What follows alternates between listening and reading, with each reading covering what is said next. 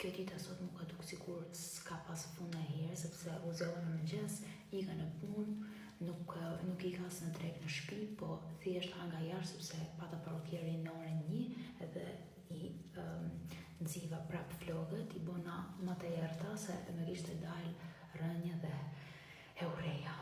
Pastaj marrova te parokieri, ika prap në punë edhe direkt pastaj te aeroporti, se pat avionin në orën 10:30 dhe që zotit s'ka pas vonesë, kështu që kam arritë në orën 12 e pak këtu në Shqipëri.